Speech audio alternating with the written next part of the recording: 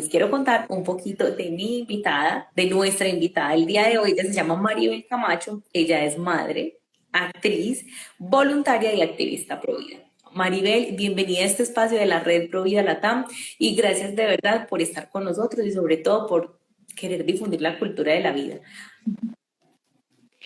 Bueno, Daisy, muchísimas gracias por esta gran oportunidad. Eh, Disculpa, me apago acá.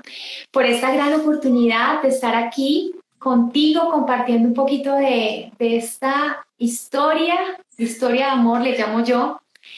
Y bueno, de poderlo compartir con otras personas que se están conectando y de poder hablar de este tema tan profundo, tan amoroso y también tan doloroso que es el tema de la defensa de la vida a través de mi propia historia.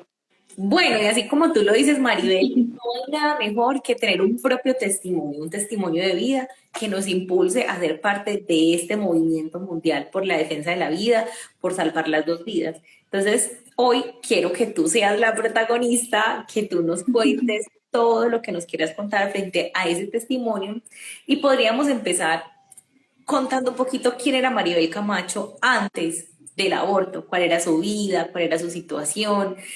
Cuéntanos un poquito o dime tú por dónde te gustaría empezar también, cómo te sientas más cómoda. Bueno, sí, primero quiero hacer un paréntesis para decirle a todas las personitas y contarte, Daisy, que hablar del testimonio de vida no es tan fácil, es difícil, pero cuando el amor es más fuerte, cuando la victoria de Dios en la vida de una persona es más grande, entonces como que el Señor regala una valentía para poder abrir ese corazón y mostrar esas heridas, esas llagas que nos hacen ser a semejanza de Cristo. Bueno, a semejanza en el dolor y en el sufrimiento, más no en el pecado, porque el pecado es algo que nos distancia totalmente de Dios. Entonces, bueno, quería iniciar diciéndoles que más que contar, pues voy a contarles algunos episodios de mi vida desde la mirada de Dios y desde la mirada de la Virgen María, porque sin Dios y sin la Virgen María, sin el Espíritu Santo, más propiamente, es muy difícil poder retroceder a esa historia en la que hay diferentes sucesos y en las que muchas veces nos preguntamos algo que es equivocado y es ¿por qué? Es algo que es muy duro porque a veces no hay respuestas de un por qué, pero siempre hay respuestas de un para qué. Y mi historia está llena de muchos para qué y de muy pocas respuestas frente a un por qué. ¿Por qué me pasó? ¿Por qué fui yo? ¿Por qué decidí? ¿Por qué me pasó esto? Bueno, y entonces voy a iniciar hablando de Maribel, pero mucho más atrás, cuando mis papás se conocieron. Ellos se conocen en una época controversial a nivel político, a nivel ideológico, más o menos entre los años finales de los 60, inicio de los 70. Yo creo que tendrían más o menos, haciendo un cálculo, unos 18 años, 18, bueno, sí, no sé si 18, 19, y se conocen en un contexto donde la religión en ese momento se veía como algo rígido, como que no sé si era propiamente la iglesia, no creo que sea la iglesia, sino era una mirada que de muchos años atrás venía en esa confrontación hacia nuestra fe católica. Entonces mucha gente se revela y decide apartarse de la religión católica y en ese apartarse de la religión entonces se inicia una vida donde se lucha por otros ideales, se vuelven tendencias de izquierda, se vive el socialismo, el progresismo, bueno, todo este ambiente cultural y religioso. Y sin Dios, con un fuerte como rechazo hacia las cosas religiosas, hacia las cosas de Dios. En ese contexto se conocen mis padres, a pesar de tener dos familias muy católicas, la familia de papá y la familia de mamá, inicia su historia de amor y bueno, quedan embarazados por primera vez de esta mujer que está acá. Ellos se quedan embarazados, pues obviamente sin estar casados. pero ellos toman como una decisión de casarse por un tema, yo creería que más como de miedo o de, tal vez por la familia, del qué dirán de la familia, porque muy a pesar de tener esos ideales, pues tenían como ese temor. Entonces ellos, mi mami se casa embarazada y desafortunadamente se casan, ¿cómo podríamos decirlo? Se casan mal casados, es decir, años después ellos hacen una nulidad porque definitivamente reconocen que no conocían la fe católica y que estaban muy alejados de Dios. Bueno, entonces regreso. Entonces, ellos se conocen en ese tiempo, quedan embarazados, vengo yo a este mundo, yo vengo en mi primera niñez, mi adolescencia, estoy rodeada de cuadros de Marx, de Lenin, de Mao Zedong. Y hay una anécdota que siempre cuento y es que yo cuando era chiquita tenía los ojos muy chinos, muy bebecita, y mi mamá le decía mi abuelita le decía a mi mamá, sí ve, usted por estar viendo esas cosas chinas, mire cómo le salió una niña. Entonces, sí, había una ideología fuerte en mi casa del comunismo chino. Bueno, no sé si era tan fuerte como lo que se vive en la realidad, pero sí había una tendencia. Y así, después entonces viene mi hermano y yo vengo en ese contexto. Entonces, obviamente, mis papás no nos bautizan, o sea, deciden vivir una vida lejos de lo que es la fe católica. Pero dentro de esta historia hay un personaje muy hermoso que es mi abuela, y mi abuela era una mujer fervientemente enamorada de Dios. Era de esas abuelas amorosas, dulces, y yo creo que fue por ella que inicia este camino maravilloso en mi vida, porque ella a las escondidas de mi mamá, porque era a las escondidas literalmente de mis padres, me empezaba a hablar de Dios y me decía, Dios existe, Dios te ama. Y me enseñaba las oraciones, el Padre Nuestro. Ella era una mujer profundamente enamorada de Dios, entonces ella me lleva a ese amor, me hace reconocer a Dios y yo sé que Dios existe. Interiormente, aunque mis padres lo negaran, yo sabía que Dios existía, que Dios era algo tan hermoso, era ese Cristo crucificado que me miraba con ternura y yo sabía que Él era mi Dios. Entonces yo desde muy pequeña rezaba a las escondidas de mis padres porque a ellos no les gustaba que yo rezara. Otro suceso, otro episodio fuerte es que mi abuelita nos llevaba a las escondidas a la iglesia, a la misa. Y entonces mi mamá alguna vez fue y nos sacó en medio de una situación pues fuerte para mí, donde ella le decía a mi mamá, no los trae acá, o sea, no los trae a la iglesia, no quiero esto para mis hijos, la religión es el opio del pueblo. La frase que quedó marcada en mi interior. Entonces, bueno, así inicia toda esta historia y yo pues voy creciendo entre los auxilios de mi abuela con su fe católica y en mi ambiente familiar, muy cultural. Mi padre es médico, estaba estudiando medicina, entonces vivíamos en un ambiente político, ideológico, todo esto de la izquierda, y entro a un colegio no confesional donde, pues por supuesto, no enseñan absolutamente nada de la fe. Y ahí inicia una adolescencia muy prematura para mí. A partir de los 12 años, en medio de algunas crisis que tuve antes, donde yo sí rezaba y le decía a Dios, yo quiero que mis padres te conozcan, yo sé que algún momento ellos te van a conocer, pero en medio de lo que me rodeaba, pues me fui desarraigando un poco, entonces entro en esta adolescencia y en esta adolescencia empiezo a experimentar de manera muy rápida, sin una disciplina, sin una regla, sin un control, una vida que me va llevando a conocer esas primeras experiencias, ¿no? Entonces las experiencias con el cigarrillo, a las escondidas en el colegio, la experiencia de empezar a tomar y de empezar a ir a las primeras fiestas. Y por supuesto, pues una vida afectiva que se va volviendo supremamente desordenada en todos los aspectos, especialmente en el área, obviamente, sexual, porque es el desorden de las hormonas. y porque no hay una figura, no hay una figura concreta a mi lado que me diga eso está mal. Todo lo contrario, todo mi ambiente de mis compañeros, pues todos estaban con esas hormonas, mis amiguitos, los profesores que yo tenía, pues nunca me hablaban, nunca hablaban de eso, todo lo contrario.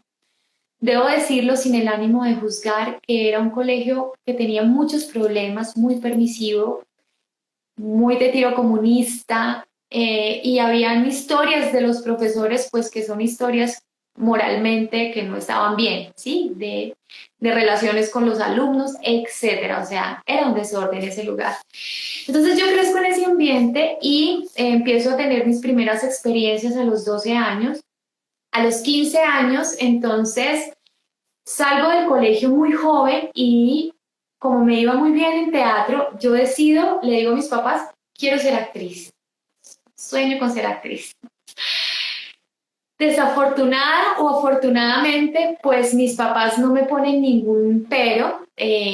Todo fue una experiencia muy tranquila, pues mi mamá siempre me decía, elige la profesión que tú quieras, mi mamá estaba muy en sus cosas. Ah, bueno, retrocedo a un suceso que no conté, y es que mis padres, cuando yo tenía 12 años, se separan, obviamente, por infinidad de razones, ¿no? Pero yo voy a dar una sola razón fuerte y es, en una familia donde no está Dios, pues hay una ruptura, ¿no? Donde no hay unos cimientos y unos valores, la simple expresión del amor humana no alcanza a sostener un núcleo familiar. Entonces, hay esta ruptura y bueno, yo la asumo con mis 12 años, crezco, creo que lo asumí de una manera. Y yo creo ahí, Maribel, que también en esa edad, cuando nos estabas contando lo otro, se desencadena también como una forma de desahogar tu dolor por la pérdida de tus papás. Ahí te empiezas a meter también en el tema sexual, de la drogadicción. Bueno, no Ujú, drogadicción, pero pues el cigarrillo. ujú. ¿Crees que de pronto también fue un escape para poder tratar de asumir esa situación familiar que estabas viviendo? Claro, absolutamente. O sea, fue un escape. De hecho eso era lo que quería decir. A los 12 años me crecí. O sea, hubo como un fenómeno donde era una niña y de pronto ya era una chica súper crecida, súper adolescente, y yo ya salía con chicos mucho mayores. Entonces, como yo me guardé el dolor, porque yo recuerdo mucho que tuve dolor, pero me lo guardé, entonces yo asumí con una expresión muy clara y es, bueno, no me importa, igual mis padres tienen derecho a decidir. Imagínate yo ya como pensaba a los 12 años. Los papás de mis amigas del colegio donde estaba, ya muchos estaban separados, entonces yo dije, pues normal, esto de la separación de las parejas es normal, la pareja se cansa de amar y entonces pues rompe su relación. Ese fue una de las primeras cosas que quedó grabada en mi pensamiento. Y claro, empezó mi vida de evasión, porque por dentro, claro, estaba rota, pero no lo quería ver y entonces empiezo yo a vivir desaforadamente. Entonces salgo a los 15 años y entro de una a estudiar teatro en la Academia Superior de Artes de Bogotá. Es una academia reconocida en Bogotá para teatro. Y bueno, entra una chica que ya conocía algunas cosas, pero que no conocía tantas cosas. Entonces entro en medio, yo digo que todavía conservaba un poco de esa inocencia. Siempre dentro de mí había algo, gracias a Dios, pudoroso. Me gusta esta palabra mucho. A pesar de que ya había experimentado muchas cosas. Entonces entro a estudiar teatro y me encuentro con muchísimas personas muy adultas, muy grandes, que ya han experimentado infinidad de cosas, y entre esas personas pues me encuentro con el que va a ser mi novio. Eso fue, en ese desorden, eso fue el cuadre del primer día de universidad. Eso fue absolutamente, o sea, lo conocí el primer día y al segundo día ya éramos novios, o sea, ya había pasado, como se dice, nos habíamos besado, entonces ya de ahí en adelante se suponía que ya empezaba una especie de relación.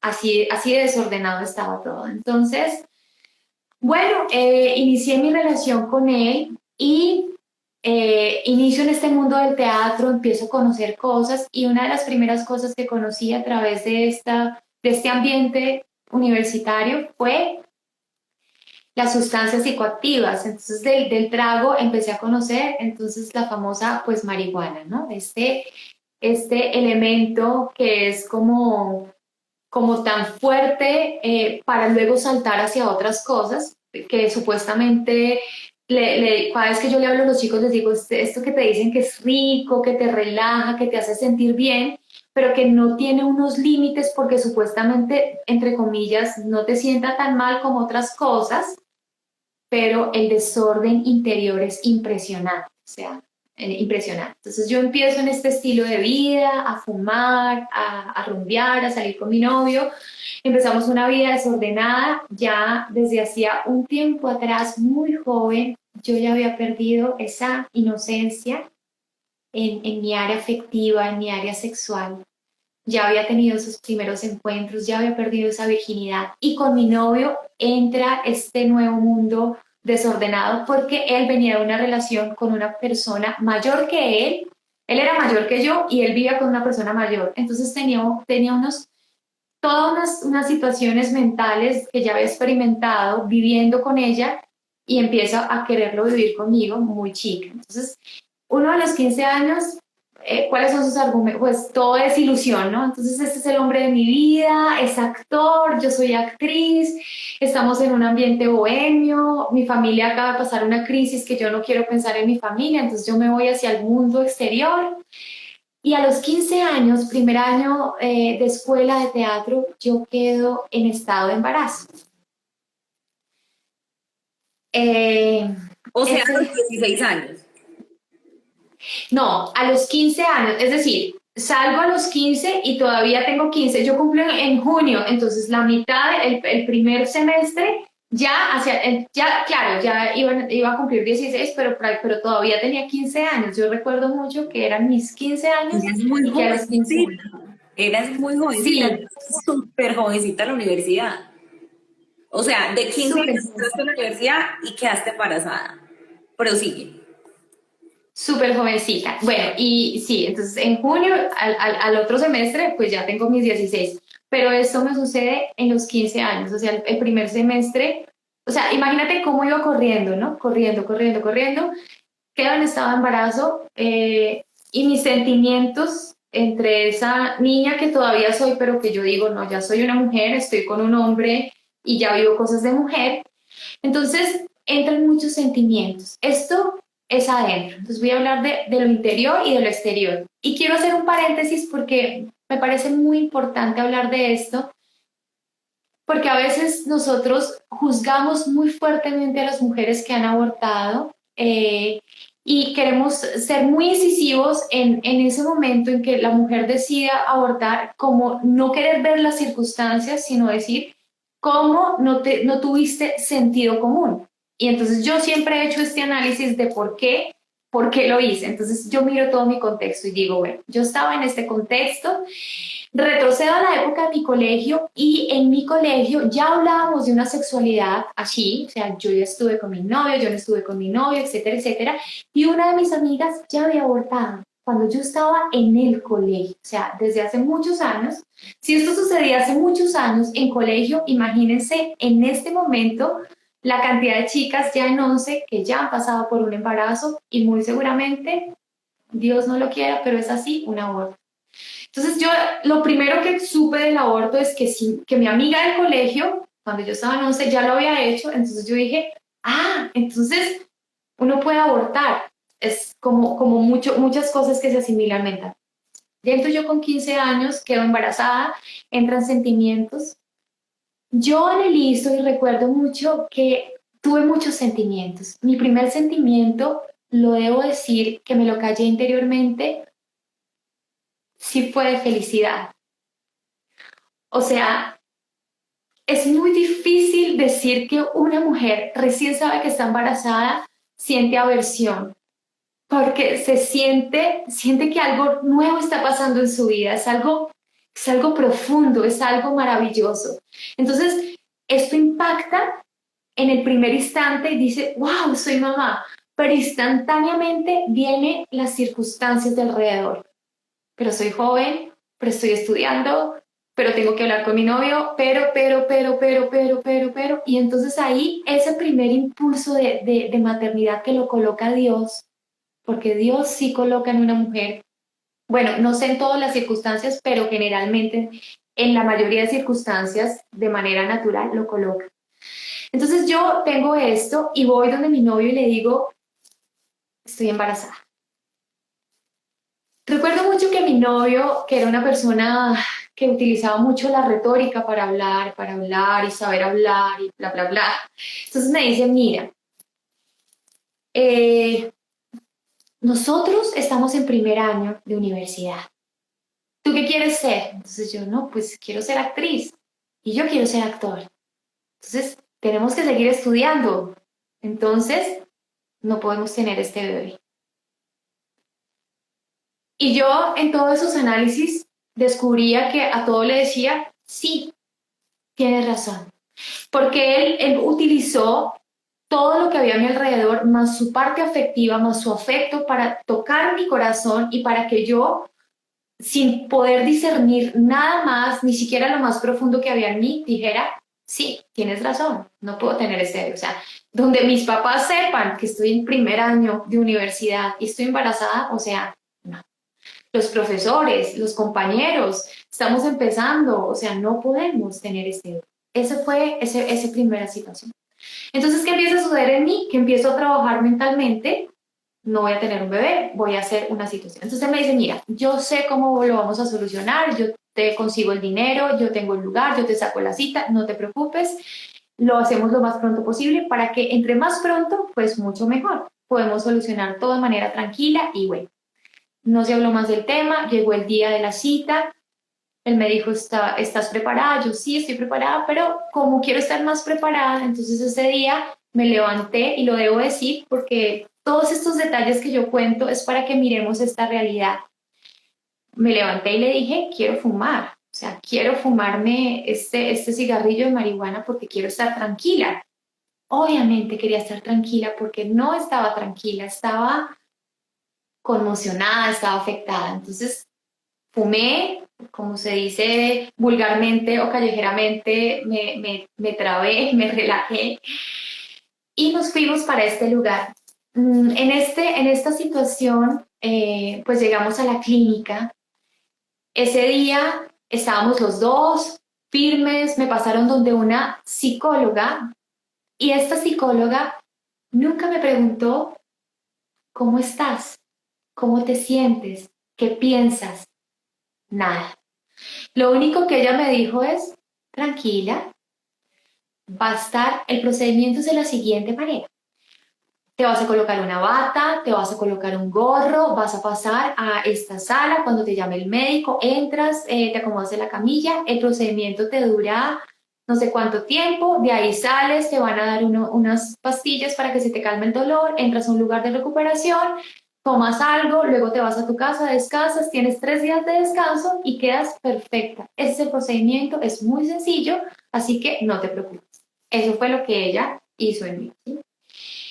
Me hicieron una semiecografía, la recuerdo bien, la vi de reojo, ella me dijo, me la mostró borrosa porque las muestran borrosas. Me dijo, es aquí donde vamos a limpiarte, nunca se habló de bebé, nunca se habló de feto, nada, todo era sistemáticamente, ¿no? El procedimiento.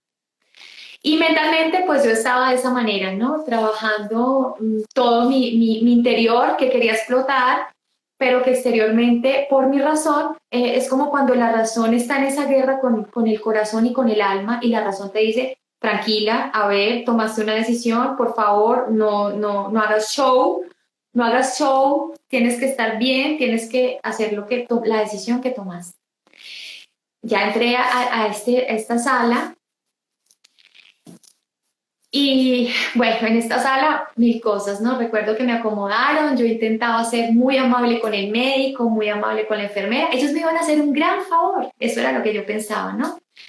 Y sin embargo, apenas me acosté, empecé a llorar, o sea, me acostaron y yo miraba al techo y empecé a llorar. Y yo por dentro decía, ¿por qué llora? ¿Qué le pasa? Póngase seria, ¿por qué está llorando? No entendía que era mi alma que estaba llorando. ¿sí? Que había algo dentro de mí, algo que yo me negaba, algo que yo quería evadir, porque no quería ver lo que estaba pasando, no quería saber, solo quería tener la mirada hacia el techo porque estoy acostada y no quiero ver hacia abajo nada, quiero que pase rápido. Esto es una cirugía, es lo que tú te dices, una cirugía, no es más. Pero yo lloraba. El médico me dijo, tiene que calmarse, cálmese, respire. La enfermera me cogió el brazo, me dijo, ¿por qué está tan tensa? Si está tensa, no le vamos a poder hacer el procedimiento, relájese, tranquilícese. Era lo que ellos me decían.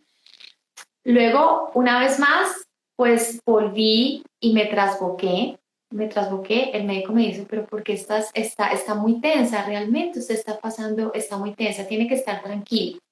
Él se puso tenso también, se puso de mal genio y yo decía, Dios mío, quiero acabar ya esto.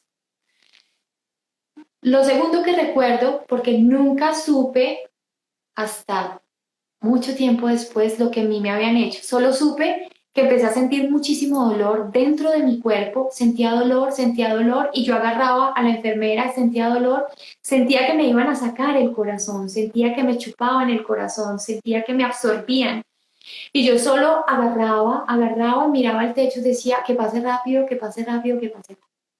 Se acabó, me dijeron listo, ya terminamos. Yo no veía nada, yo simplemente buscaba la salida, salí y llegué a un cuarto con un dolor profundo. En ese cuarto habían unas chicas, no una cantidad, no sé, digo yo unas 5 más, 3 más, todas con la mirada agachada porque todas sabíamos que no nos podíamos mirar. Algo pasaba que no estaba bien, pero había esta mirada hacia abajo. Nos dieron pastillas, nos dieron algo de tomar y yo salí. Cuando me encuentro con mi novio, él me mira y me dice, ¿cómo estás? Y yo le digo, estoy bien, quiero irme a dormir, no quiero hablar. Simplemente salí con ese sentimiento, le dije que no quería hablar, me fui y así pasaron los días. A medida que pasaban los días, entonces, yo fui trabajándome mentalmente, que es lo que hace una mujer que aborta. Los primeros días es, ya pasó, estoy bien, estoy viva, ya se me quitó el dolor. Fue una cirugía. Fue una cirugía como la que viven muchas personas, un aborto como la que viven muchas personas, y olvídalo. Yo lo olvidé y seguí mi vida desordenada, exteriormente olvidada totalmente de lo que había pasado. Un año después, exactamente como unos, no, como unos 8 meses después, no sé cuánto tiempo después, volví a quedar embarazada. Fue impresionante esa primera parte, mi Maribel. ¿Qué pasó con el chico? O sea, eso fue, enterramos el tema, no quiero volver a hablar y bueno, tú seguiste hablando con él, seguiste saliendo con él, con tu novio y nunca volvieron a tocar el tema o rompieron o qué pasó.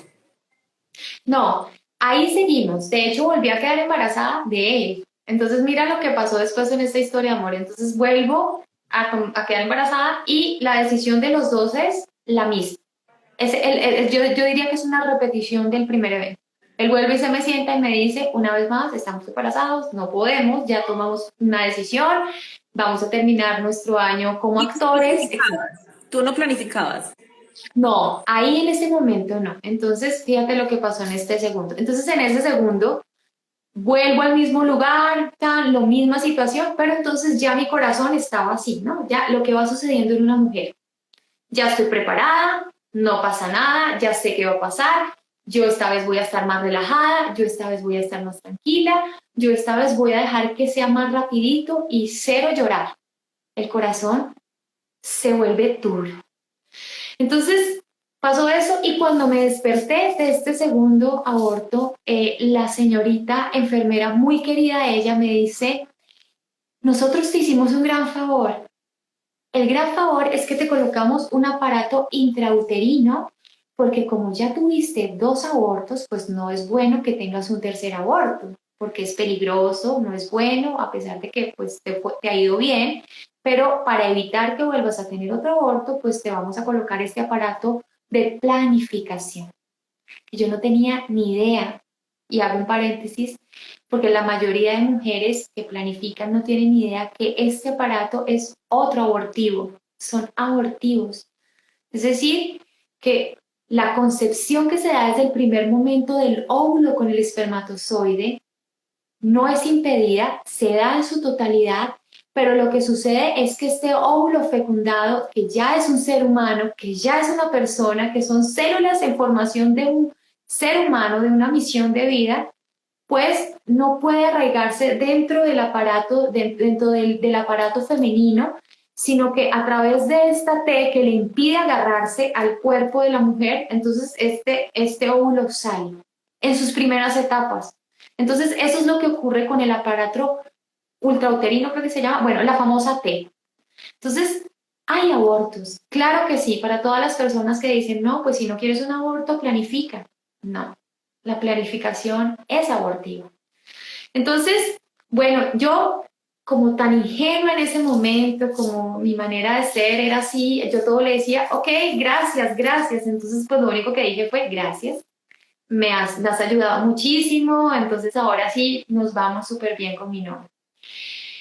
Salimos, obviamente esto yo supongo que él lo pagó, la verdad nunca le pregunté, yo nunca le pregunté a él nada, seguimos nuestra supuesta relación, pero sucede algo que es maravilloso, yo digo que es maravilloso, pero que es terrible, y es que por dentro de mí hay un corazón endurecido, un corazón evasor, un corazón bloqueado, pero por fuera yo sigo racionalizando, estuvo bien. Si a mí me preguntan el aborto, yo digo, sí, el aborto, bravo, viva el aborto, es una manera. Nosotros tenemos todo el derecho de decidir cuándo queremos tener los hijos, así que arriba el aborto. Esa era mi postura en ese momento, pero por dentro destruida. ¿Y qué empezó a suceder? Ahí viene el famoso síndrome posaborto, ¿no? Que es ese regalo que Dios le da a la mujer, porque si no existiera esto, no sé cómo nos salvaríamos para poder tener ese arrepentimiento real, por un lado. Entonces yo empiezo con muchísimas subidas y bajadas y la relación con este chico, con Leo, con mi novio, es que él se me va a acercar y yo le digo, no, no me toques, es que estoy cansada. Y así, cada vez que él se me acercaba, no quiero que me toques, estoy aburrida, no quiero estar contigo. Empecé a evadirlo, empecé a soltarlo, no quería estar con él. Y él me decía, ¿por qué has cambiado tanto conmigo? Yo le decía, no, no, pues tan raro, yo me siento igual. Pero yo por dentro sentía, yo digo que yo sentía mucha rabia con él, mucha. Pero estaba muy apegada a esa relación, porque el estar con él implicaba que lo que yo había hecho también tenía mi seguridad era esa relación con él, era los dos tomamos la decisión, entonces los dos estamos bien, entonces si tú lo dijiste y yo lo hice contigo, hemos tomado la mejor decisión. Pero interiormente yo lo rechazaba totalmente porque estaba herida, estaba rota. Entonces, en todo este desorden, donde yo ya no estoy con él, a mí me empieza a suceder en medio de ese desorden a que yo empiezo a buscar por otro lado otras personas y empiezo a hacer una relación infiel. Es decir, yo a él no lo soporto, pero no lo puedo dejar. ¿Sí? Él es una figura en mi vida que yo no puedo dejar y me sentía supremamente apegada a él, pero me gustaba por fuera sacar como esa crisis que había a través de cosas que no estaban bien con otras personas, con otros chicos, con otros hombres. Entonces, en medio de eso, pues obviamente él se da cuenta, todo sucede y hay una ruptura, terminamos la relación y de ahí en adelante mi vida se vuelve un desorden. Yo me voy de mi casa como no sé qué edad tenía, antes de los 20, y de ahí empiezo a conocer personas, empiezo a rumbear, empiezo a hacer ejercicio, o sea, yo tenía una cantidad de supuestas seguridades, ¿no? Y abro un paréntesis para hablar sobre las chicas feministas, ¿no? Cómo nosotras las vemos a ellas y cómo me mostraba yo en las fiestas, la más rumbera, la más feliz, y sí, si me preguntaban viva el aborto, excelente. Como un montón de distractores. Empezaste a tener distractores. El ejercicio, relaciones afectivas, relaciones sexuales, la rumba, el trago, las drogas. O sea, hagamos lo que sea para no pensar. Tú lo has dicho, totalmente. Así era mi vida, sí. Pero yo llegaba a mi casa y a mi cuarto y era depresiva, llorona, y de ahí en adelante empecé a tener algunos intentos de no querer vivir, de esos intentos de suicidio, de no quiero nada. Y así empecé a tener crisis, me fui a mi casa, viajé, luego conocí a mi tercer novio. En medio de todas estas relaciones, por fin volví a encontrar una relación estable en la que yo seguí creyendo que yo tenía una manera de vida muy moderna, muy actual, todo lo que me rodeaba era así, me rodeaban amigos homosexuales, fui alguna vez a un matrimonio de una pareja, amigos homosexuales, entonces empieza en mí todas en esa época no era tan marcado como ahora el tema de defendamos las parejas homosexuales y la adopción, no era tan marcado, pero ya era todo lo que me rodeaba. Entonces, yo digo, es la misma, yo tenía la misma figura de una chica feminista, ¿no? Y si a mí me preguntaban el aborto, yo digo, no, claro, pero por favor, tienes todo el derecho, camine y la acompaño. Entonces, pero por dentro, destrozada, destruida, ya no me hallaba bien con una persona, con otra, y bueno, volví a encontrar una relación afectiva y en esa relación afectiva pues sucede todo lo que hay en los síndromes posaborto, en las secuelas posaborto. Depresión, un día estoy bien, otro día estoy mal. Entonces a mí las personas me decían, pero tú ¿por qué eres tan cambiante? Entonces yo decía, ah, no, pues es que yo soy actriz, yo soy así, eso es como, pues a mí me parece que yo soy muy normal, pero yo no me daba cuenta de que era una mujer conflictiva, de que era una mujer depresiva. Mira, a mí se encontraban conmigo y a mí me miraban a los ojos y me decían, ay, ¿por qué estás llorando? Y yo decía, no, llorando, no, yo no estoy llorando. Me decían, pero tienes los ojos muy tristes. Y yo decía, tan raro. Sí, mis ojos eran tristes, mi vida era triste, mi aspecto era triste, a pesar de que me maquillaba, me arreglaba, era una mujer triste. En esta tercera relación, una vez más, vuelvo a quedar embarazada. Ya había pasado por diferentes anticonceptivos, el aparato intrauterino casi me mata, entonces lo dejé como a los 3 meses porque estaba muy delgada, sangraba mucho, entonces dije, no, esto no me sirve porque esto en mi cuerpo no está bien, estoy sangrando mucho, entonces lo dejé, luego cambiaba las pastillas, pero las pastillas tampoco me sirvieron porque me desordenaban, entonces yo pasé por una cantidad de anticonceptivos y al final dije, no, pues la respuesta es que el hombre use condón o pues no sé, pero yo ya no quiero, como toda mujer que se cree empoderada en sus decisiones, ¿no? Ya, entonces yo ya era muy grande, a pesar de que todavía era una niña, y yo, no, yo anticonceptivos ya no voy a usar, me sientan muy mal en el cuerpo, entonces que el hombre pues mire a ver qué hace. Pero volví a quedar embarazada. Y el corazón así. Y en este tercer embarazo, entonces, fue muy duro porque la que tomó la decisión ya no fue mi novio, que era otro, que no era el pasado, era otro.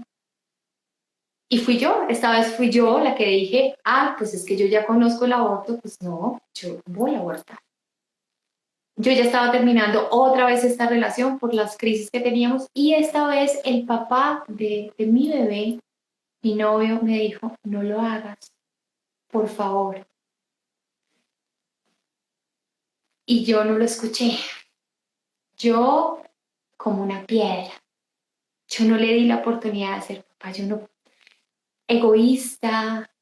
mmm, bueno, todo lo que pasa en una mujer que ya se cree dueña de sus propias determinaciones, de un cuerpo que no es suyo y de un hijo que le pertenece tanto al hombre como a la mujer. Él lloró.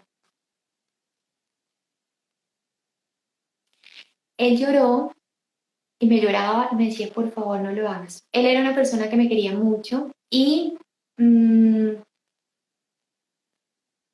yo simplemente le dije, mira, no te pongas así, deja tanta bobada, esto yo ya lo pasé, así fría, ¿no? Totalmente fría, o sea, yo vuelvo a mi historia atrás y esto que cuento me avergüenza, de verdad me avergüenza, pero lo hago porque dentro de todos estos errores hay algo más grande que es la victoria que Dios hace en una mujer tan endurecida como lo fui yo. Entonces yo le decía, no, ya esto es mi vida, yo no voy a tener un hijo, tú y yo ya no tenemos una relación, deja de llorar, voy a hacer esto, ayúdame. Él me quería mucho y me dijo, yo te voy a ayudar. Fuimos, él averiguó todo, consiguió el dinero y volví una vez más a realizarme una boda. Y así pasó, terminé esta relación, luego volví con otra relación y en esta otra relación, para cortarles el cuento que es interminable en subidas y bajadas de todo lo que viví, por cuarta vez quedo embarazada. En esta cuarta vez sucede algo en mi psicología y es que yo digo, ¿no? Yo digo, otra vez embarazada, Dios mío. Entonces yo digo, bueno, y yo le dije a mi novio, a este otro novio, que ya era otro novio, entonces yo le dije, mira, sí, yo no voy a tener este bebé, tú y yo estamos de acuerdo, él estaba de acuerdo conmigo también, pero yo no quiero volver a abortar. Y hago un paréntesis, porque muy en el fondo de mi corazón, yo sabía que el aborto a través de la máquina de succión era algo muy peligroso y era algo muy doloroso. Entonces yo, por más que defendía el aborto, rechazaba, o sea, nadie quiere estar en, o sea, por más que tú defiendas el aborto, nadie quiere estar sentada en esa cama a que le introduzcan esta máquina de succión, por más que yo defendiera el aborto. Entonces yo le dije a él, lo quiero hacer de una manera diferente, entonces voy a utilizar las famosas pastillas, ¿no? Supongo yo que era el misoprostol que se utiliza para abortar. Y así lo hicimos. Yo le dije a él, lo voy a hacer así, sin haberle, como que, no sé si fue por internet o por alguna llamada o algo así, o el señor de la droguería seguramente nos dio una semi-instrucción, tómese tantas, usted se las toma y a los tantas horas, pues le va a hacer efecto. Entonces así lo hice yo, muy artesanalmente, dije, lo voy a hacer de una, no voy a tener este endurecida, totalmente, una piedra. Entro, me tomo estas pastillas y pues vivo todo lo que se vive con estas famosas pastillas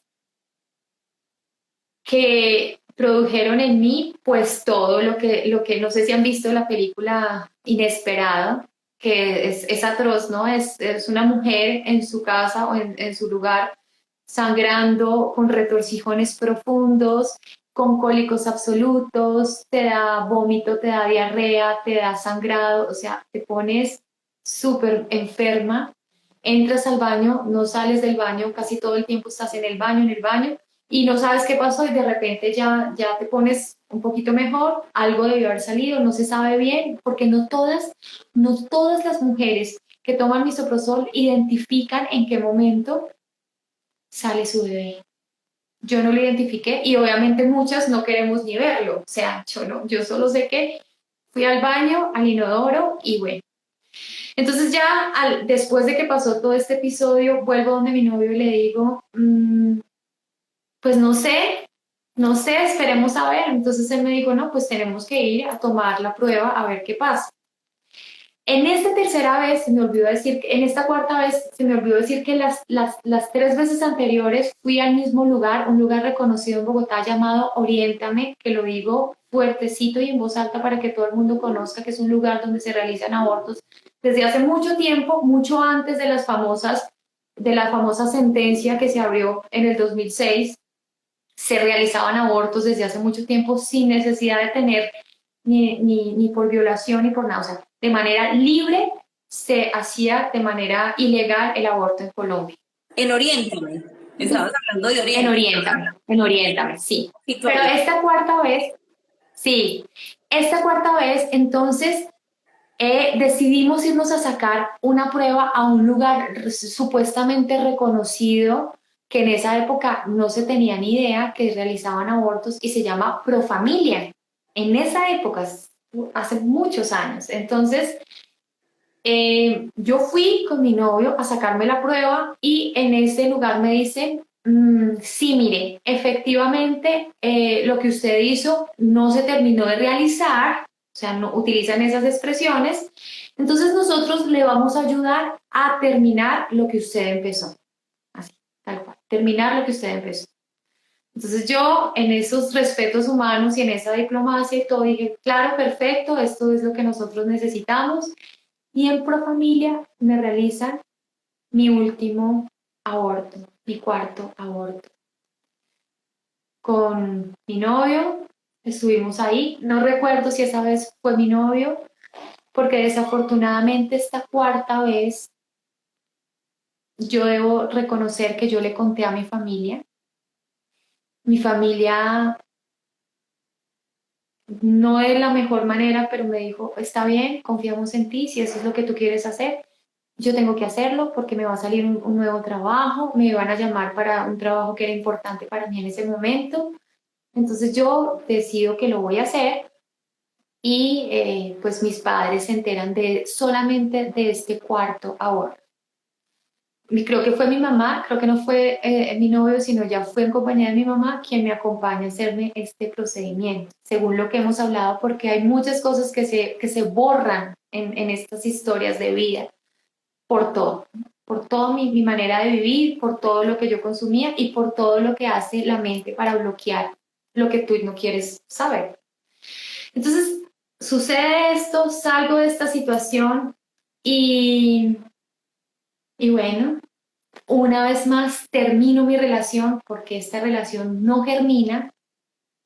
Una vez más mi vida es un desorden, una vez más mi vida es peor, una vez más entonces yo cada vez entre más me hundo en ese abismo doloroso, en ese abismo de crisis, donde yo me despertaba y decía, no quiero vivir, siento una tristeza profunda, pero no sabía por qué era, o sea, no podía enlazar esas depresiones con los abortos, no lo entendía, pensaba que yo era una mujer loca, que de pronto a veces fumaba más de lo que debía fumar, o que tomaba más o que no me hallaba. Sí, o sea, yo decía, soy una mujer depresiva, ese es mi carácter, tengo que asumirme que estoy mal, pero no entendía por qué yo era así, o sea, los síndromes que viven las mujeres. Pero si a mí me preguntaban, ¿defiendes el aborto? Yo decía, defiendo el aborto. Sí, o sea, si te das cuenta, ¿no? Lo que vemos en las chicas feministas. Y obviamente entonces cada vez más desorden, entonces me rapaba por acá el cabello, entonces no como los peinados de ahora, pero sí también había esa misma historia, ¿no? De buscar exteriormente cada vez transformarme más y cada vez ser mejor actriz y cada vez ser más en el mundo, pero interiormente cada vez más destrozada. Y empieza a haber una crisis en mi familia por mi hermano, porque toda mi familia estaba en crisis, porque toda mi familia estaba lejos de Dios. Y ahí es cuando entra ya el giro de la historia que inicia poquito a poco. Y ese giro inicia cuando mi hermano entra a una comunidad de rehabilitación llamada los terciarios capuchinos. Porque mi hermano, que en esa época tenía cresta, o sea, di tú, yo, perdón la palabra, pero pues una mujer loca, bohemia, una actriz, y mi hermano con la cresta, mi papá en otro, ya bueno, en otras cosas, mi mamá también en otras crisis, y todos así en sus mundos, ¿no? Hasta que de pronto hay algo que nos hace clic, o sea, qué es esta familia? Eso, fíjate, uno sin Dios, uno no ve, perdón la palabra, pero es así, el estiércol en el que está, uno no ve la inmundicia en la que está, uno piensa que es normal como uno vive. Y por eso todas estas luchas progresistas, todas estas luchas de ideología de género, se defienden con pasión porque no se puede ver, porque cuando uno no tiene la luz no logra ver, o sea, no logra ver ese lugar donde uno está. Sí, es como el Totalmente. escarabajo. Sí, totalmente. Bueno, ¿y qué fue lo que pasó? Que ahí ya hacemos un antes y un después. Ya nos contaste qué fue Maribel, cómo se introdujo en todo el tema de la cultura de la muerte, su familia, de dónde venía, todo lo que cargaba. Ahora, ¿qué fue lo que partió la historia de Maribel en dos? Tu hermano entró a esta comunidad católica Sí.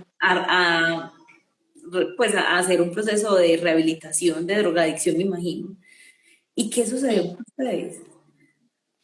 Bueno, pues suceden dos cosas súper importantes y es que en esta comunidad católica, primero lo primero que nos dicen es cuando este primer clip es que el problema de una persona adicta no es de la persona, o sea, todos decimos vaya ya, recupérese y salga, pero es que yo también era adicta, pero supuestamente yo lo sabía manejar y él no, ¿sí? ¿Sí me entiendes la lógica de pensamiento, no?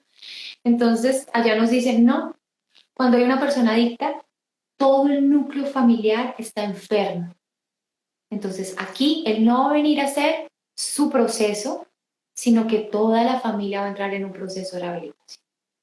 Y todos hicimos, ¿yo? O sea, mi mamá, mi papá y yo, como, pero ¿por qué si el del problema es él? Porque todos están enfermos. Entonces, empieza a entrar esa lucecita de Dios que uno no ve, que uno se niega, o sea, cómo nos dicen esto, y que uno se vuelve muy rebelde, pero iniciamos un proceso y ahí empieza un proceso muy hermoso. Y lo primero que sucede es que mi hermano nos dice un día, yo me voy a bautizar, porque no éramos bautizados, o sea, hago un paréntesis y yo en la perspectiva de Dios digo, Dios mío, Dios me esperaba. ¿Qué hubiera pasado con esta Maribel que no quiere vivir, que se intenta suicidar sin estar bautizada, lejos de Dios? Pues como lo digo de manera muy fría, pero muy real, me voy para la quinta paila, o sea, condenación absoluta, o sea, Dios me cuidó a pesar de que yo arriesgué mi vida, porque no he contado muchos detalles, pero también consumí cocaína, bueno, de todo, me pasó de todo, y sin embargo Dios me cuidaba. Yo decía, Dios me cuidaba, mi ángel, el ángel de la guarda me cuidaba. Entonces viene mi hermano y dice, me quiero bautizar, y yo regreso a mi infancia con mi abuelita, que ya es una relación muy distante, porque yo ya ando en otro mundo, pues yo la amo, pero ya no es lo mismo. Y yo digo, yo me quiero bautizar también. Nace en mí ese recuerdo. Y nos bautiza. Y tú cuando me voy a bautizar y hago esta confesión, ¿no? O sea, antes de bautizarse tiene que ser una confesión de vida. Y saco todo esto. Todo esto que yo todavía no tenía claridad.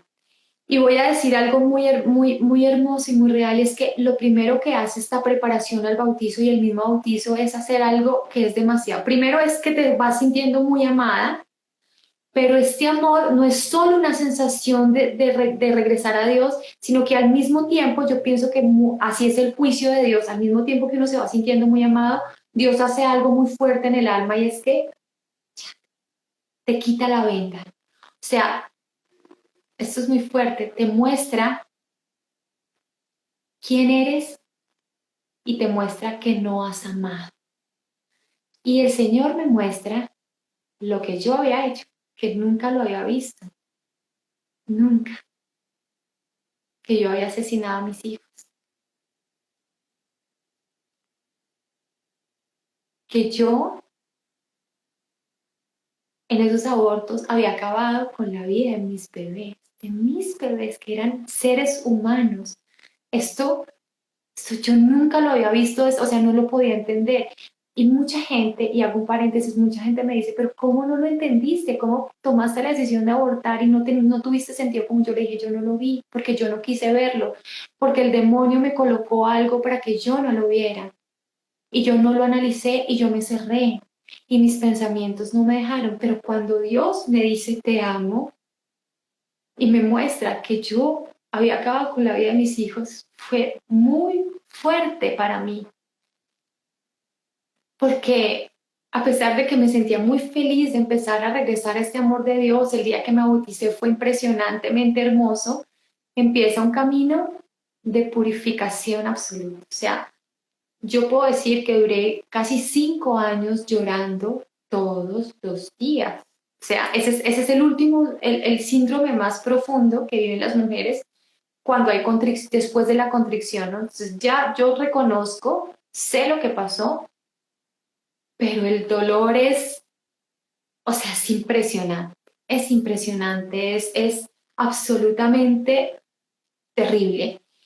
Entonces, yo recuerdo mucho que en un retiro, en uno de mis primeros retiros, en la primera comunidad que me abrazó, yo inicié en la renovación carismática, en uno de mis primeros retiros, recuerdo que yo estaba en una predicación y empecé a sentir esa exhortación de Dios y yo salí corriendo del lugar. Toda la gente se dio cuenta, salí corriendo de ese lugar. Salí al pasto, enterré mis manos en la tierra y empecé a gritar. puedo, o sea, salió un dolor absoluto de mi cuerpo y yo decía, Dios mío, yo nunca había sentido algo tan horrible. Y lloraba y lloraba y lloraba y lloraba y la gente llegó a mi alrededor y empezaron a orar por mí. Pero yo gritaba, era el grito de una persona que tiene algo muy doloroso y que no logra ver. Y bueno, ya después de esa oración hubo consuelo, hubo sanación. Y de ahí inicia esta primera parte de la historia con Dios, que es, si Dios no me sostiene, yo me desmayo del dolor, o sea, yo me puedo morir del dolor. Entonces Dios me está sosteniendo, pero al mismo tiempo me está revelando y al revelarme me duele. Sí, yo digo, es el juicio, es como el juicio que se te abre y tú dices, Dios mío, perdón, yo nunca yo no amé a mis bebés. Y esto es de lo más fuerte cuando tú sabes por qué no pudiste amar a esos bebés. Eso es muy duro. Entonces, el corazón endurecido se fue rompiendo, pero este proceso de romperse duele profundamente, duele. Y lloraba y lloraba y lloraba y lloraba. Y lloraba tanto que eh, ya hubo un tiempo, como después de 5 años, en que realmente a través de algunas personas el Señor me dice, no más, levántate, es hora de levantarse, yo ya te perdoné. Y ahora inicia un nuevo proceso, que es el que viven muchas mujeres que ya se han confesado, pero que no han logrado encontrar ese absoluto perdón o esa absoluta reconciliación con Dios. Y hay digamos, tres perdones importantes y un último acto para que uno pueda realmente sentir que es libre, que soy libre, que Dios me perdonó. El dolor del aborto, y lo digo aquí frente a todo el mundo, nunca se va totalmente. O sea, pero no es un amor que ya te hace sentir culpable. Ya yo no me siento culpable, pero sí me duele. Todavía me duele, siempre me va a doler, pero ahora es un amor, es un dolor que abrazo con amor. Esos tres procesos, el primer proceso es el perdón de Dios, ¿sí? Es el proceso más fácilmente que podemos acceder, el proceso del perdón de Dios, porque Dios nos lo hace sentir, porque nos lo da a través del sacramento, porque lo da a través del sacerdote. Tú lo recibes y el sacerdote te dice, Dios te perdona. Sí, cuando es en la época pues en la que yo pedí perdón, no era tan fácil acceder, no cualquier sacerdote podía dar el perdón del pecado del aborto, ¿no? ¿Recuerdas que era un obispo o era, entonces claro, tocaba buscar una persona que tuviera eso? Entonces ya lo encontramos, él me dice, hizo todo el proceso, me hace perdón y yo digo, así es, Dios me perdona. Pero yo siento que esto no sale. Yo siento que yo todavía siento dolor. Y viene entonces un segundo proceso que lo vas aprendiendo a través de dos procesos que yo hice, uno que es el viñedo de Raquel y otro que es el proyecto Esperanza. Son dos procesos fundamentales que una mujer que ha pasado por el aborto debe hacer. ¿Por qué? Porque por mí misma jamás hubiera logrado encontrar estas dos verdades que son importantes. Entonces, ¿qué hace el viñedo de Raquel? Voy a contarles solo algunas cositas porque pues es una experiencia que hay que vivirla. Pero el primer proceso que hace es que restaura mi relación con mis bebés.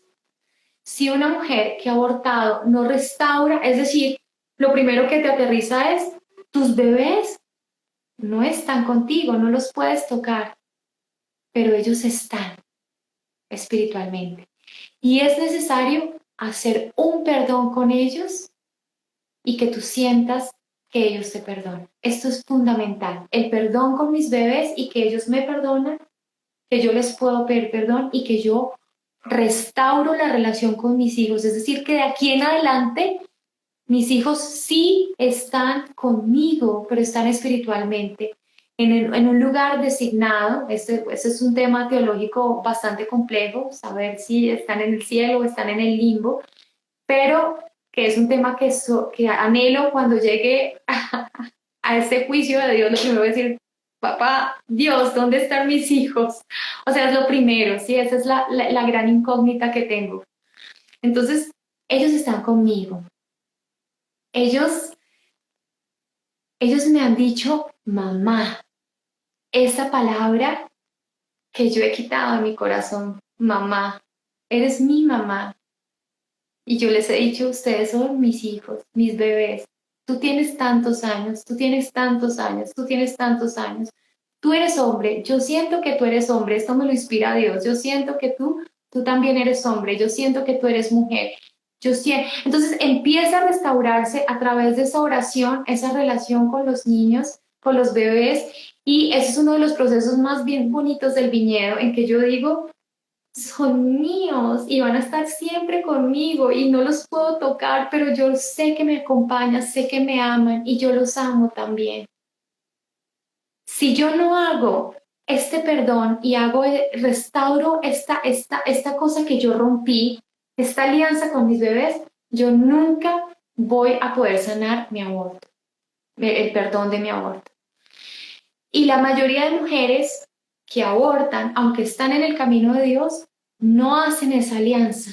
Y por eso pasan 30 años, 40 años, 50 años y les duele, porque no son conscientes de que ahora, de que sus hijos están cerca a ellas, de que las aman y de que las perdonan, de que las pueden perdonar, de que hay una relación que no sé, que ya está ahí eternamente, la relación madre-hijo es eterna.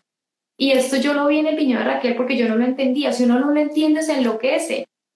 Porque es como soltar un hijo que está por ahí y de vez en cuando recordarlo. No, ellos están conmigo. Y cada vez que yo voy a hacer mi oración y hacer todo lo que voy a contar ahorita, ellos están conmigo y yo los amo y allá les regalan a uno unos bebés, pues son unos muñequitos, que no es como este, pero ese ahorita les voy a mostrar, donde uno los identifica y donde uno puede volver a restaurar ese amor por cada uno de ellos, que son reales.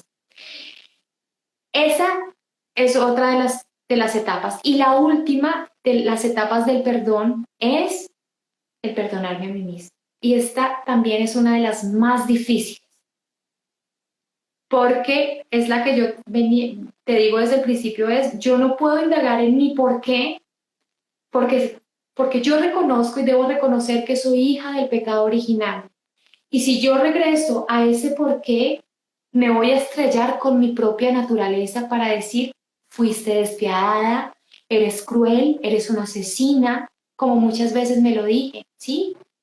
Entonces, si yo busco ese por qué, no voy a encontrar nunca una razón para yo poder decir por qué. Y siempre uno de los por qué más fuertes que yo tenía era decirle al Señor, Señor, ¿por qué no se me atravesó un Provida? Sí, es algo que yo digo, ¿por qué? Algo que yo hago con todo el amor del mundo, yo digo, ¿por qué a mí no se me atravesó un Provida para poderlo evitar? No hay una respuesta, solo hay un para qué. ¿Para qué? Avanza hacia adelante. Entonces, en este por qué es donde está la culpa de la mujer. No hay que llegar a ese por qué. Hay que hacer un acto de humildad y de humillación, y es esta frase que es la que yo trabajo y la que he trabajado para poder perdonarme a mí misma, y es, Dios, si yo creo en Dios y Dios me dice que me perdonó, yo hago como un acto absoluto de sometimiento a la voluntad divina, decirme a mí misma, si Él me perdonó, yo me obligo a perdonar y me hago inocente con el inocente a pesar de ser culpable, ¿sí? Me sumo a la cruz de Cristo y me hago inocente con el inocente a pesar de ser culpable porque el Señor me da la gracia, porque Él todo lo sabe y Él todo lo puede. Y esto es una convicción de fe.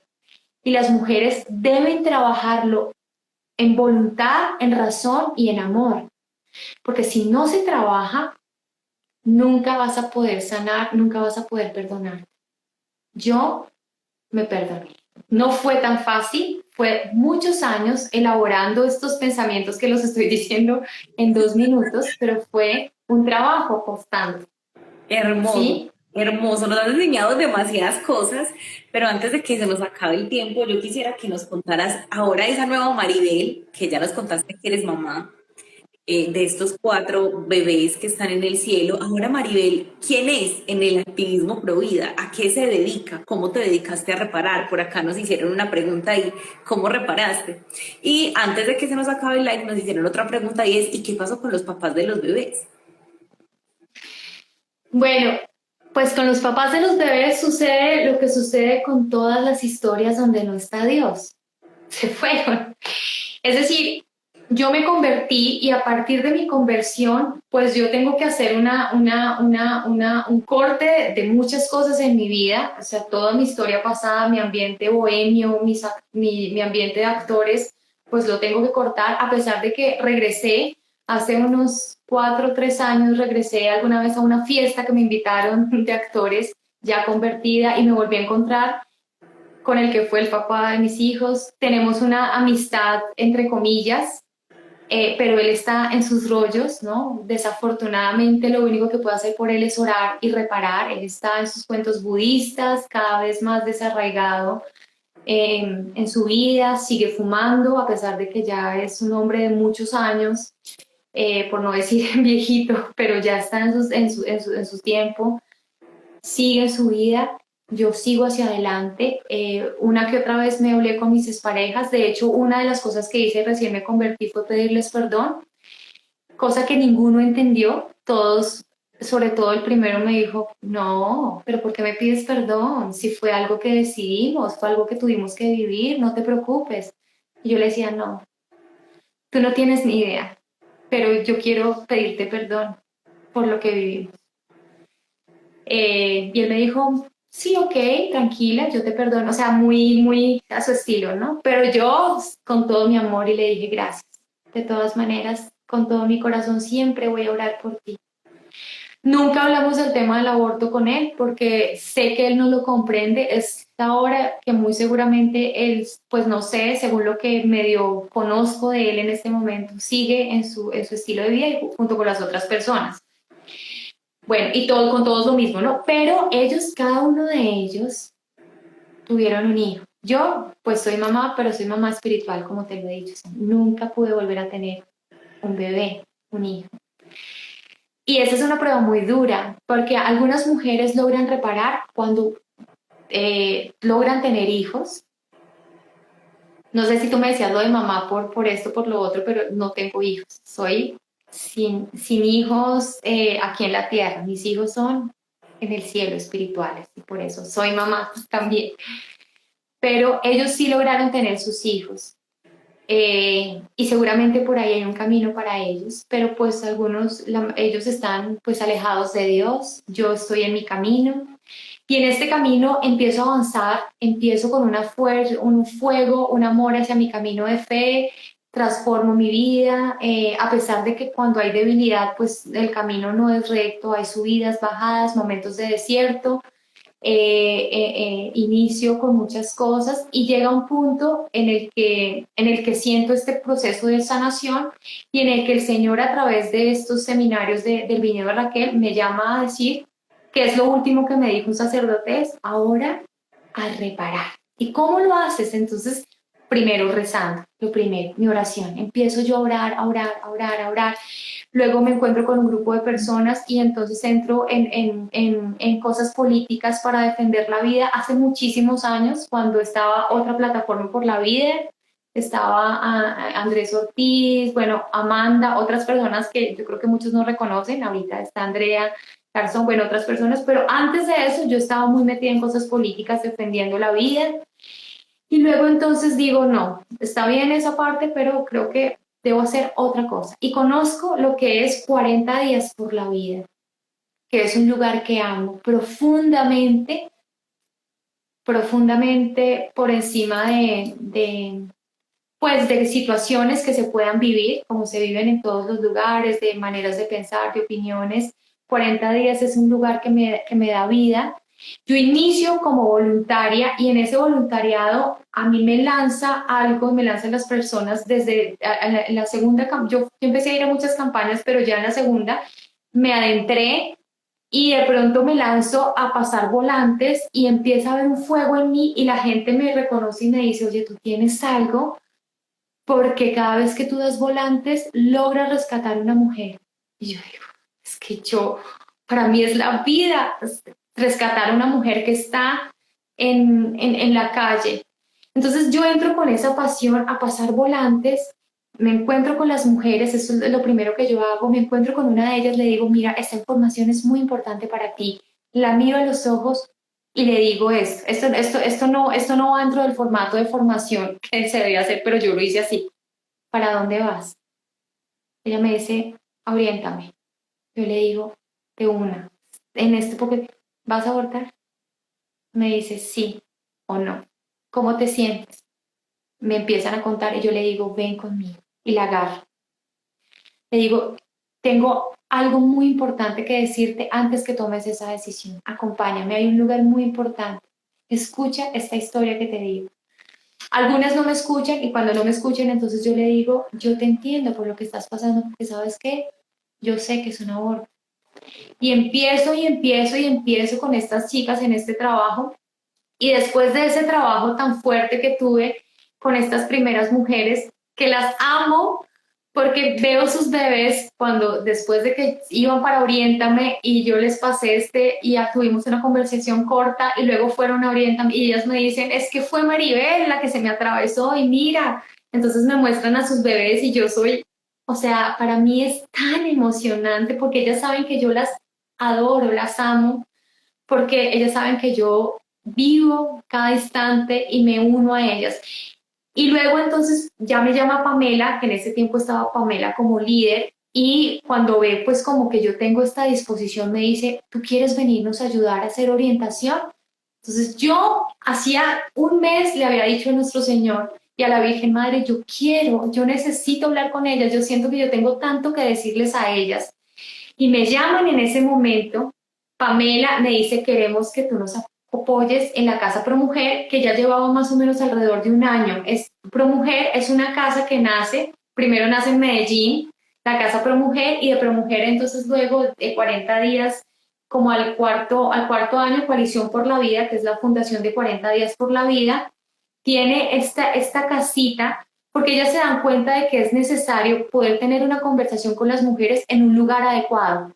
Entonces se consigue una casa, que es la Casa Promujer, donde se inicia de manera muy amorosa, pero también pues todavía con muchas subidas y bajadas. Y empiezan a llegar estas mujeres a esta casa y empieza Pamela y toda esta comunidad a moverse. Entonces me llaman a mí a apoyar, me vuelvo orientadora y entonces ahí entra un fuego interior. Porque yo siempre les digo, yo no soy psicóloga, pero es tanto esa luz que Dios da cuando uno tiene sed de reparar que yo con ellas me siento y es una lucha y ellas no, y yo ven, quiero mostrarte, quieres, mira esto, ponlo en tus manos. Apenas ellas les colocas este bebecito en las manos, estas mujeres que lo tocan, muchas se quebrantan. Y yo no les doy pie a que ellas me sigan argumentando como todo su malestar. Obviamente busco rodear su situación a través de testimonios y de cosas reales y directamente las voy agarrando con muchísimo amor a colocarlas en la cama, donde les voy a hacer que escuchen los latidos de su bebé, o sea, no les doy casi ni tiempo a que respiren. Yo digo, ven, quiero llevarte a un lugar. Ven, yo te entiendo, está bien, bueno, ya tomaste, espera un momentico, ven, hagamos algo acá, voy a mirar cómo estás. De una la voy preparando, la sumo en la cama y le digo, cuando ya está en la cama, ahí, atrapada, algunas los cogí así, le dije, ¿quieres escuchar los latidos de tu bebé?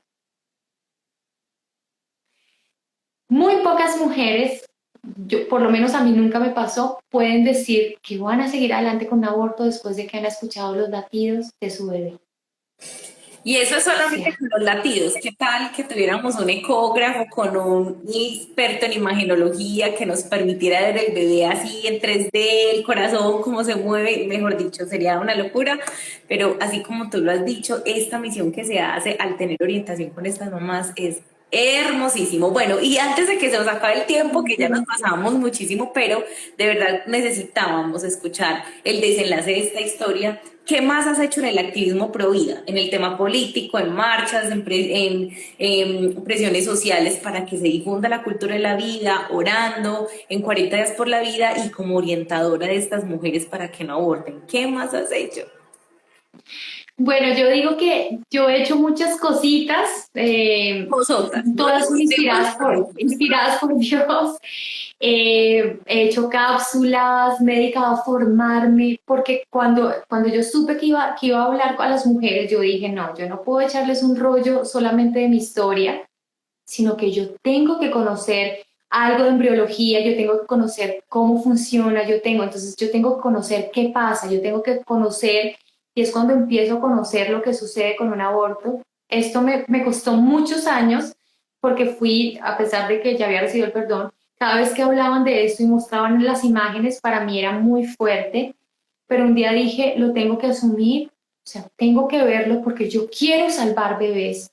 Si yo no pude hacer nada por mis bebés, yo tengo que hacerlo por otros bebés. O sea, yo tengo que ir hasta el final y esto implica estar sana y esto implica perdonarme y esto implica restaurarme y esto implica formarme. Entonces yo estoy en diplomados, entonces yo me meto a aprender en Proyecto Esperanza, me metí en un grupo de formación, entonces yo hago microcápsulas y estoy también ahorita entonces trabajando también con Provida Latam, que es otra red que tiene este nombre maravilloso porque es de la vida y hacemos testimonios y hablamos del aborto y hay que salir a la calle, vamos para la calle, hay que ir a apoyar, vamos a apoyar, movámonos por red, aunque personalmente de todo lo que yo pues me muevo y hago y escribo y denuncio, yo creo que mi gran fuerte es sentarme frente a una mujer que está embarazada. Eso es lo que a mí me apasiona y eso es lo que yo creo que hago de la mejor manera, porque yo a ellas las abrazo. O sea, a mí hay mamás con las que hemos llorado juntas y yo siempre le digo a la mayoría de las mamás con las que he estado, yo no te voy a dejar sola, te lo prometo con mi vida. Y así soy yo. Ellas saben que así soy yo, ellas saben que han pasado los años y ahí de vez en cuando nos escribimos y ahí estoy y que se me enfermó y ahora vamos a el bautizo. O sea, realmente lo que debe hacer una persona provida no es solamente generar el sí, voy adelante con mi embarazo, sino te acompaño, cómo te sientes, comiste hoy, cómo estás. O sea, es un amor profundo por estas mamás y por estos bebés y esto es mi manera de sentirme viva, esta es mi manera de reparar, es mi manera de decirle a mis bebés, los amo así como amo estos bebés. O sea, estos también son como de alguna manera mis hijitos. Y así me muevo y así estoy de aquí para allá en todo esto, Bueno, con mi pañuelo también.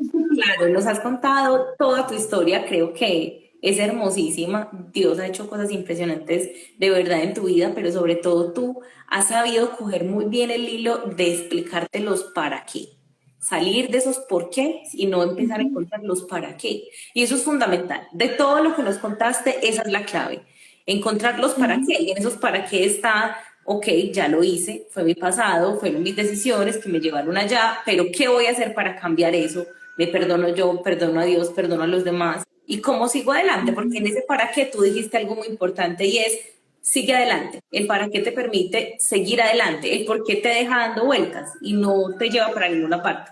Entonces, de verdad que demasiado bonito todo lo que nos enseñaste hoy, cómo desnudaste tu corazón, de verdad te lo agradecemos, sabemos que no es fácil, como tú misma lo decías, uno no cuenta el testimonio porque se siente orgulloso de algo, sino porque necesita, el corazón necesita gritarlo como lo hiciste, por ejemplo, en ese momento de grito que tuviste, como esa exhortación de parte de Dios, ese dolor que sentiste y decías, no puedo más, y gritabas, tu corazón hoy te grita que tienes que hacer algo para poder defender la vida de tantos inocentes, indefensos como lo son las mujeres y los bebés, y de verdad que dejas nuestro corazón rebosando de felicidad, pintado de azul celeste, con ganas y deseos de seguir luchando por una red pro vida a nivel mundial, por seguir trabajando por estas personitas que nos necesitan.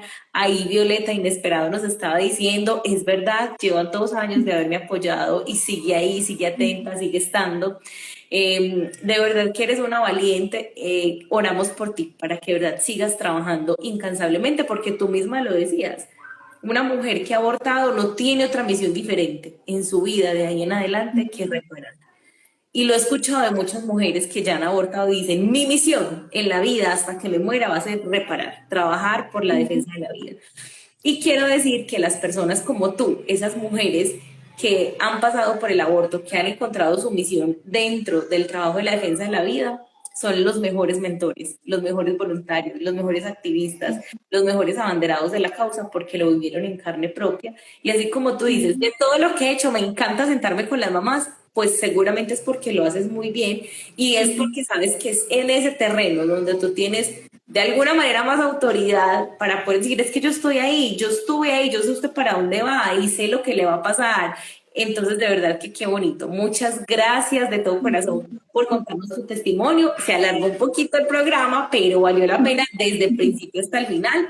Recordarle a todas las personas que estuvieron conectados con nosotros que la Red Provida Latam trabaja por la difusión de la cultura de la vida. Nosotros también ayudamos a mujeres que han pasado por el aborto a hacer Proyecto Esperanza. Conocemos también, por ejemplo, si están aquí en Medellín o en cualquier parte de Latinoamérica, tenemos los contactos para hacer Viñedo de Raquel, Proyecto Esperanza. Acérquese. Si usted estuvo viendo este live o lo va a ver en algún momento, hay esperanza. Hay esperanza, se puede salir de ahí, como Maribel nos lo dijo, es un dolor que tú nunca vas a olvidar, pues porque no es como que, ay, sí, aborté y ya, pero se puede vivir diferente, se puede vivir de una manera diferente. Si de pronto ustedes conocen una mamá que quiera abortar, contáctese con nosotros, Red Pro Vida Latam, y nosotros le podemos ayudar para que podamos salvar la vida de esa mamá y de ese bebé. Definitivamente, Maribel, gracias de todo corazón por ser una guerrera de la vida. Me siento feliz, acompañada con todas las personas que estuvieron acá conectadas, que somos guerreras y guerreros de la defensa de la vida. A veces, no sé si te ha pasado que uno se siente como solo en la lucha, como que, ay, Dios mío, por esto tan duro, esta cruz tan difícil, ¿cómo vamos a hacer con esto, con aquello? Cuando tenemos este tipo de encuentros, te sientes fuerte, te sientes grande, te sientes como que no estás solo, que vamos juntos y que no es solo la Red Pro Vida Latam, no es solo Pro Vida Latam, no es solo Unidos por la Vida o 40 días por la vida, somos todos juntos trabajando por ese mismo fin, que es salvar las dos vidas. Maribel, nada, gracias infinitas de todo corazón. No sé si quieres dar un último mensajito antes de irnos a las personitas que se conectaron. Bueno, sí, quiero saludar a todas las personas porque lo que tú dices, ¿no? En este camino de la vida he conocido personas hermosas, Angélica, Natalia, Angie, o sea, toda, Luzmeri, Caro, o sea, hemos conformado un grupo, Julie, de mujeres pro vida y creo que Dios quiere una misión con nosotras, que hemos hecho algunas cositas juntas y ha sido muy, muy valioso, muy hermoso y me he sentido muy amada porque esto hace parte también de la misión, ¿no? Esas personas líderes que también te impulsan. Muchas de ellas han pasado, Angélica, que también conociste su historia. Entonces, demasiado hermoso, demasiado fuerte. Lady, que la conocí en todo su proceso, o sea, ella sabe que yo la amo y que estoy ahí, ha pasado el tiempo, he visto su crecimiento. Entonces, esto es una familia. Y les agradezco porque sé que muchas de las personas que están conectadas son defensores de la vida, nos hemos encontrado en diferentes momentos de la vida. Aquí pues se me han pasado los nombres porque no he mirado, pero sé que muchos de mis amigos y hermanos están conectados y los sigo motivando a que sigamos porque desafortunadamente lo que se viene en cuestión de leyes está muy duro y necesitamos dar una batalla muy fuerte. Si en algún momento la parte jurídica se nos sale de las manos, tenemos que seguir trabajando y estar preparados para trabajar en la calle, arriesgando la vida porque es por la vida misma que se da la vida, en el nombre de Dios. Entonces, gracias a ti también que eres una super líder pro vida. Me encantó que me hubieras invitado a conversar contigo. tan bella. Muchas gracias. Para nosotros es un honor tener personas como tú en este espacio que siguen difundiendo la cultura de la vida. En ocasiones traemos invitados que nos forman desde su conocimiento profesional, pero también traemos testimonios de vida que nos forman desde su propia vivencia, como el de Maribel. Recordarles también que los últimos jueves de cada mes tenemos el Cafecito Provida. El Cafecito Provida es un espacio que tiene la red Provida Latam para poder integrar nuevas personas, voluntarios, donantes, personas que quieran reparar y digan, ok, necesito reparar. No sé, si tuviste este live y tienes ese corazón encendido y dices, ¿qué hago? ¿Dónde lo hago? ¿Cómo lo hago? Pues en este espacio del Cafecito Provida te vas a dar cuenta 5 maneras en las que te puedes unir a ser un activista Provida. Maribel, gracias. Recordarles también a ustedes que este live va a quedar guardado en YouTube esta semanita, a finales de esta semana. Recuerden, a Red Provida Latam en todas las redes sociales, pero en YouTube va a quedar para que tú, Mari, lo compartas a todas las personas que hoy están acá, lo van a poder compartir por Instagram, Twitter, YouTube, Facebook. Mejor dicho, este tipo de testimonios se tienen que hacer viral, porque las buenas noticias hay que difundirlas. Mari, te quiero un montón, mil besos, oro por ti. De verdad te sentí como si fueras una amiga de toda la vida, que compartiéramos esta misión. Me encantó de verdad conocer tu testimonio. Gracias por estar con nosotros y a todas las personas, gracias por unirse y seguir difundiendo la cultura de la vida. Un abrazo y feliz noche.